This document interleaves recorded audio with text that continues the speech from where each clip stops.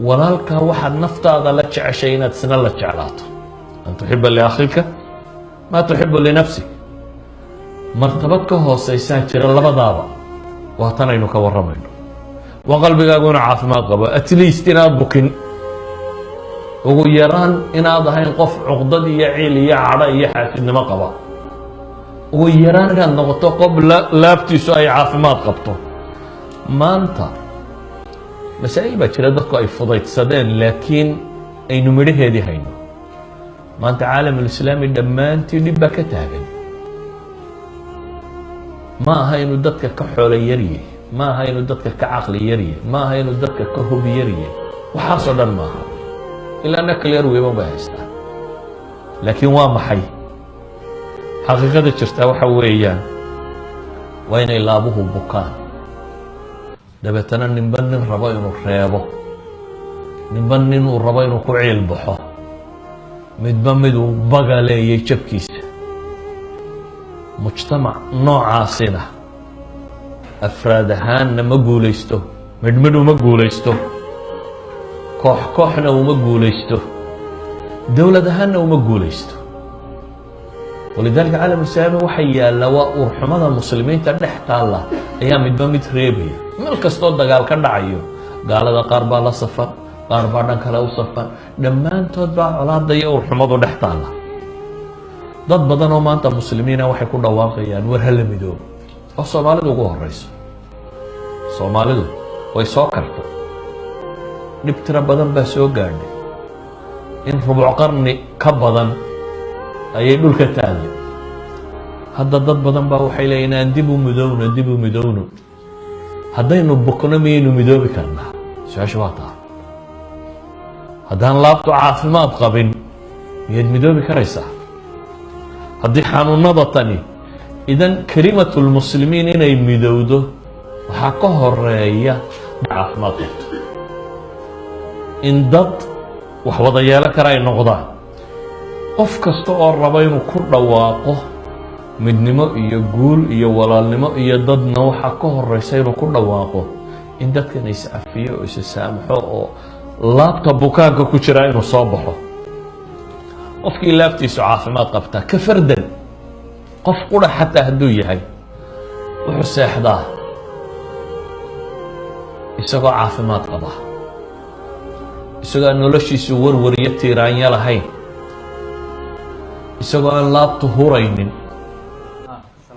dadka badh baa waxay seexdaan iyagoo cadho la gamila maalinba warka yare uu soo maqlo ama fadhiga kudirarka inta laga lahaa hurdadaba ka qaadaa isagoo ciil qabu sariirtiisa tagaa haddaba waxaan leenahay qofku hadduu calooshu bukooto ma noqdo qof bulshada la noolaan kara ilaahay subxaanahu wa tacaala markuu nebi ibraahim inooga warramay baryadiisii fiirso nebi dhan oo rabbi soo diro oo ilaahay baryaya muxuu leeyahy walaa tukhzinii yowma yubcahuun yowma laa yanfacu maalun walaa banuun ilaa man ata allaha biqalbin saliim ilaahayow hay hoojinin buu leeyay maanta dadka la soo saarayo maalinta aan xoole iyo caruuritoona wax tarin maalinta qofka quree badbaadaya uu yahay qof caafimaad qaba laabtiisu culamadu waxay yidhaahdaan meesha tan markay joogaan waxay yidhaahdaan salaamatu lqalb waa laba shay midna waa salaamatu lqalb laga qaado inaad shirki iyo xumo kale ku jirin laabtaadu inay ka caafimaad qabto gaalnimo iyo qurunkeedo ilaahay tawxiidka aad u khaalis yeesho midna waxay yidhaahdaan waa salaamatu sadri ah in makhluuqaadka siiba dadka mu'miniintii inay kaa nabad galaan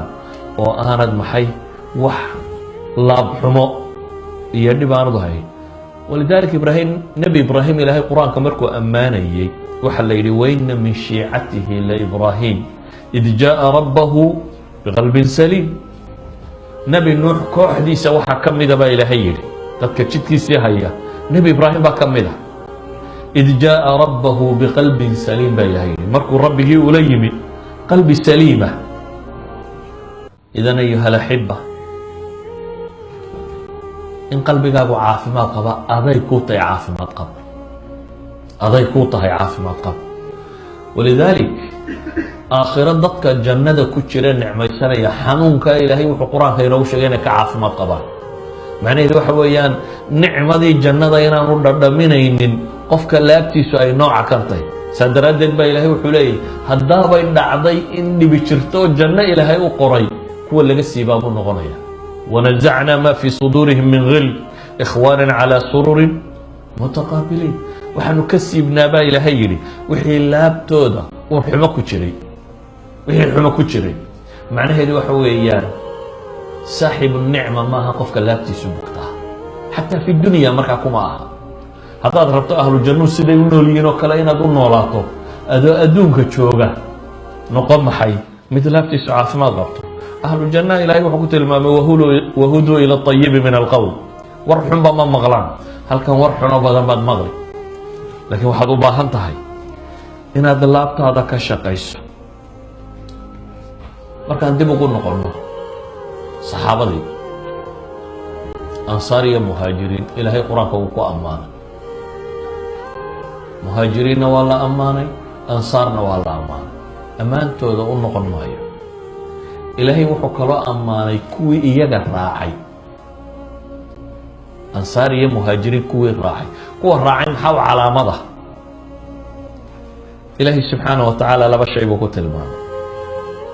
mid waa inay rabbigood baryayaan oo ku xidhan yihiin. wاladiina jaaءuu min bacdihim yaquuluun, kuwii saxaabadaa dabadeed yimi waxay odhanayaan baa ilaahay yidhi rabbana اغfir lana waliikhwaanina aladiina sabaquuna biliimaan. ilaahu noo naxariisa annaga iyo walaaladii naga horeeyey iimaanka naga horeeyey, muslimiintii hore dhintay. walaa tajcal fii quluubina gila liladiina aamanuu. inta mu'minka ee ammaanta joogta ama iman doontana ilaahu laabtayada xuma ha u gelin. gilan bay leeyihin culamaa alusuul aw culamaai luga waxay yidhaahdaan nakira fii siyaaqi nahyi tacumu bay yidhahdaan. hadday nakirada غayru macrifa shay ah hadduu ku soo arooro siiqo nahyi uu ku jiro, laa tajcal fii quluubina gila, way caam yeeshaa. macnuhu waa maxay? waxa weeyaan ilaahow gilli mid yar iyo mid weyn, mid muuqda iyo mid aan muuqan, gilli dhammaantii rabbow naga ilaali bay leeyihi. haddaba ayuha alaxiba, haddii mu'miniintii ka dambaysay saxaabada calaamad kan looga dhigay ilaa qiyaami saaca, dadka barh baa maanta nool muslimkii hore laga rogi la-yi, muslimkii hore dhintay laga rogi la-yi, bale intoodii ugu mudnay. somaydan maqal qaar abubakar iyo cumar iyo caaisha iyo saxaabadii nebi maxamed iyo maxaa la yidhaahdaa saxaabadii uu ka hadlaya wax ka sheegaya. jidkan ma hayaan, jidka kan ma hayaan, waayo saxaabada dadka raacay waxa u ah baa rabbi tilmaamayaa dadka jidka saxaabada haya waa kuwa maxay aan qalbigooda xumo ku jirin, isla markaana ilaahay u baryaya kuwii ka horreeyey. kuwii ka horreeye nacdalaya waa maxay? ahlu naarka ilaahay wuxuu yihi kulamaa dakhalat ummatun lacanat ukhtaha. qola markay naarta gashaba tii kale naarta gashay ayay nacdashaabaa rabbi subxaanaه wa tacaala uu ku tilmaamaya. taa macnaheedu waa maxay? dad baa maadna nool culamada muslimiinta laga rogi laayay, ama dadka muslimiinta wax ka sheegaya fadhi ku dirarka tag bal soomaalida qof muslimuun baa la xamanaya hor la wadaa. war dhaqankii islaamku kaa maha. dhaqanka islaamku waxa weeyaan rabbanaa laa tajcal fii quluubina gila liladiina aamanuu kuwa ilaah. ilaahu laabtayada xuma ha u gelinin intii iimaanka laga helay. waa kuwa sidaasi ku ducaysanaya. nabiyullaahi moxamed calayhi الsalaatu wasalaam wuxuu inoo tilmaamayaa safwatullaahi اlmukhtaara, kuwa ilaahay doortay ee fiicani waa kuwe. su-aal baa nebiga la weydiiyey calayhi الsalaatu wasalaam. xadiid ibnu maaja iyo bayhaqiba fii shucab اliimaan warinaya sheekh albaabina saxiix ku tilmaamay. qiila lirasuuli اllaahi salى اllahu alayh waalih wasalam ayu الnaasi afdalu? qaala kulu makhmuumi اlqalb saduuqi اllisaan. qaluu saduuqi اllisaani nacrifuh فما مخموم القلب قال هو التقي النقي لا إثم فيه ولا بغي ولا غل ولا حسد. nabiga calayhi الصلاaةu wasalaam waxaa la weydiiyey dadka yaa u mudan, dadka yaa u fadli badan, yaa mudan, yaa la horaysiin. wuxuu nabigu ku yihi kulu makhmuumi اlqalbi saduuq lisaan. labadaas sifa cidiga saxaabadii waxay yidhahdeen garanay saduuqu lisaanka, carabkiisu ninuu run sheego, runta laazima. beentu waa calaamada munaafiqiinta iyo gaalada lagu garto. inamaa yaftari اlkadib aladiina laa yuuminuun. intaan ilaahay rumaysnayn baa beenta sheegta baa ilaahay yidhi, beenta abuurta. munaafiqa markii laga waramayana waxaa la yidhi idaa xadatha kadab. saddexdii calaamadood ee munaafiqu lahaana waxa weeyaan hadduu waramayo been buu sheega. idan sidqu lisaan waa simat lmu'min. wuxuu nebigu leeyahay runtuna khayrkuunbay kuu hogaamisaa ilaa jannada aad ka gasho, beentuna fujuurkay kugu hogaamisaa ilaa aad neerta ka gasho. sidaa awgeed saxaabadu waxay yidhahdeen garanay saduuqu lisaani nacrifu, kan carabkiisu runta sheega garanay. ee famaa makhmuum اlqalb, makhmuum اlqalbigu waa maxay? wuxuu nebigu ku yidhi waa ataqiyu naqiy, waa mid alla ka cabsaday oo nadiifa. laa ihma fiihi walaa bagi, dembi iyo bagi ama xadgudub iyo qooq ma laha. walaa gila walaa xasad buu nebigu yidhi, uur xumana ma qabo. waa nin alla ka cabsada oo nadiifa buu nebigu ku tilmaamay. ka alla ka cabsada nadiiftii waa maxay? waa mid aan macaasida dhumban, dulmigana samaynin, laabtiisuna ay nabad qabto oo hil iyo xaasidnimo ay ka nabad qabtaa buu nebigu tilmaamay.